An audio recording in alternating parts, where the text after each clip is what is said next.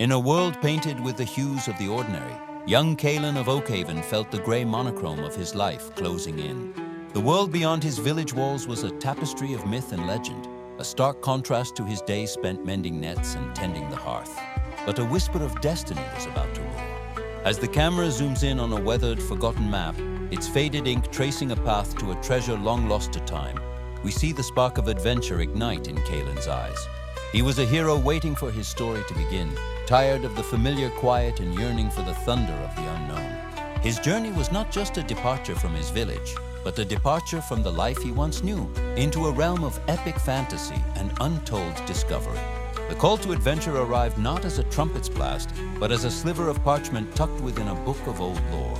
It spoke of a sunstone, an artifact of immense power, hidden deep within the Serpent's Maw temple. Driven by this cryptic message, Caelan ventured into the Whispering Woods, the familiar trees of Oakhaven giving way to ancient gnarled sentinels that guarded the path to the forgotten fane. Inside the crumbling stone temple, shadows danced with shafts of light. And there, amidst the echoes of the past, he met Elara. She was an elder, her eyes holding the depth of centuries, and she recounted the legend of the Sunstone, not a treasure of gold, but of light and life, which once brought prosperity to the land before it was hidden away from those who would misuse its power. Caelan's quest was a crucible, a path forged through nature's most formidable trials. He navigated the choking embrace of the shadow-weave forest, where the canopy blotted out the sun and every rustle of leaves could signal a predator's approach. He scaled the treacherous peaks of the Dragon's Tooth Mountains, where the air grew thin and icy winds threatened to hurl him into the abyss below. He braved the churning rapids of the Serpent's Tail River, its currents a relentless force determined to drag him under. Each challenge tested his resolve, pushing him to the brink of exhaustion. He faced down snarling, dire wolves with nothing but a torch and his wits, and narrowly escaped a rock slide that shook the very foundations of the mountains, learning that the world's raw power was a far greater foe than any beast. Deep within the heart of the jungle, in a clearing bathed in an ethereal glow, Caelan came face to face with the Guardian. It was a creature of myth, a lumina, part panther, part eagle, with fur that shimmered like captured starlight and eyes that held the wisdom of the cosmos. Terror seized him initially, its sheer otherworldly presence overwhelming his senses. But as the lumina watched him, not with malice but with a profound, piercing intelligence, Caelan understood.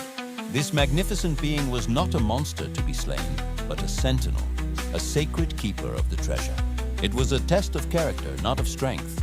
The creature's silent appraisal was a challenge to his spirit, a question posed not in words, but in the language of courage and intent. The lumina finally broke the silence, its voice a melody of wind chimes and rumbling earth. It presented Caelan with a riddle, an ancient enigma passed down through generations of guardians. I have no voice, but I tell all stories. I have no body, but I hold ancient glories. I have no key, yet I unlock the mind. What am I? Caelan pondered, his mind racing through the lessons of his journey. It wasn't about physical might or a magical key. The answer was more profound. It was the courage to seek, the wisdom to understand, and the humility to learn. Knowledge, Caelan answered, his voice steady. He realized the riddle was not just a puzzle, but a reflection of his own transformation.